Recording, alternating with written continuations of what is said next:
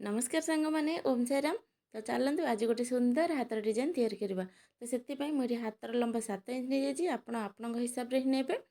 आठी बॉर्डरटा मोर 3 इंच अच्छी माने मोर 10 इंच टोटाल हाथर डिजाइनटा तैयारी करवा। तो ये देखु मु 2.5 इंच रे गोटे मार्क कर नौची। तो एमती गोटे सेप दे दउछि तापरे एबे आको हमें कटिंग कर नबा। तो देखिपे सेफ्टी बहुत बढ़िया है। एबे आमे अस्त्र को माने हाथर मेन कपड़ा उपरे ताको हमें जॉइन करबा। तो फास्ट मु ऊपर दे गोटे सिलाई पके नउची।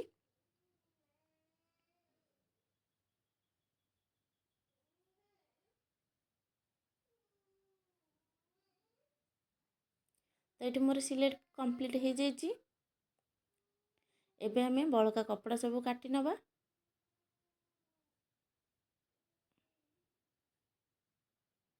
तो ये गोटे छोट कट दे दबा। तापरे आमे अस्त्र को एमिति भाबरे लेउटे नबा। देखंतु मोठी लेउटे नै जाइछि। ता ऊपर आमे किनारे रे गोटे सिलाई पके नबा।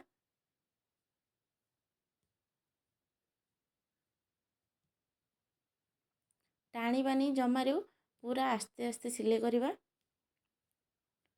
सिलाई कर सारा पर एबे मु कोन करबा ना अस्त्र और कपड़ा को जॉइन कर देबी। हाथर चारिपाख सिलाई कर नबा।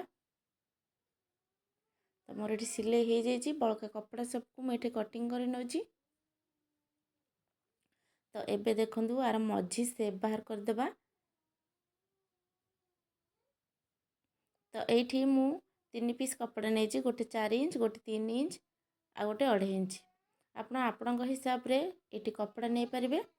तो देखंतु एमिति ही सेपटा दबा। फास्ट कपड़ा को लेउटे की आमे सिलाई कर नबा। देखि पारथिबे एमिति तीनटा जगह को मु सिलाई कर नेबी।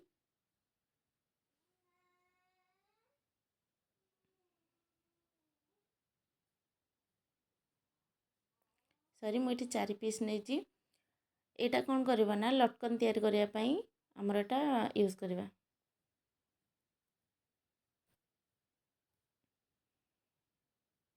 तो देखो मैं लेउटे देजी गोटे कुनी लटकन तैयारी हो जाइए हमर।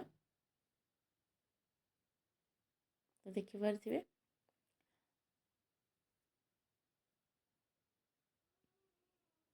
तो या आम कौन करबा ना तो देखो आम या एमती ही लेउटे देबा। तीनटा जाक को आम एमती ही लेउटे देकी सिलाई करबा। तो आम जो सेप बाहर करथिले मझी आम सेठी ही ताको जॉइन करबा पूरा सीधारे तीनोटी जाक को।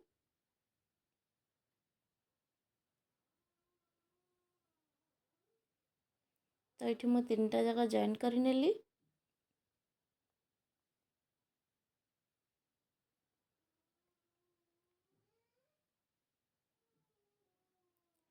तापरे आम ये लेस लगे दबा। मु टोटाल लेस लगेबिनी कहीं आमर तले बॉर्डरटा लगे से मुझे अल्प ही लेस लगे दूची।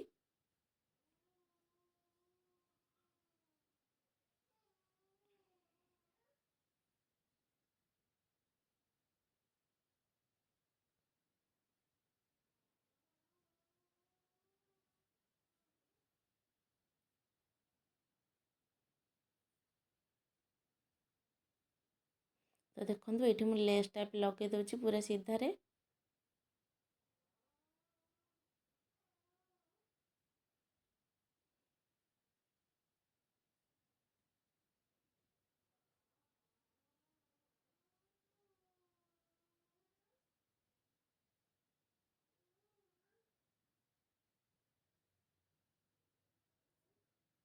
तो ये मुझे लेस भी लगेदेली। आम ए छोट गोली को सब ये लगेबा।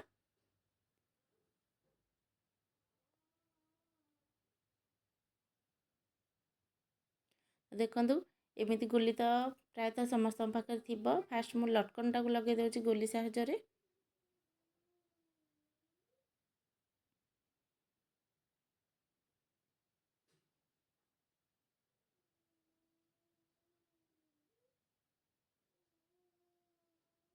तो ये मझे किना आम सिलाई कर नबा।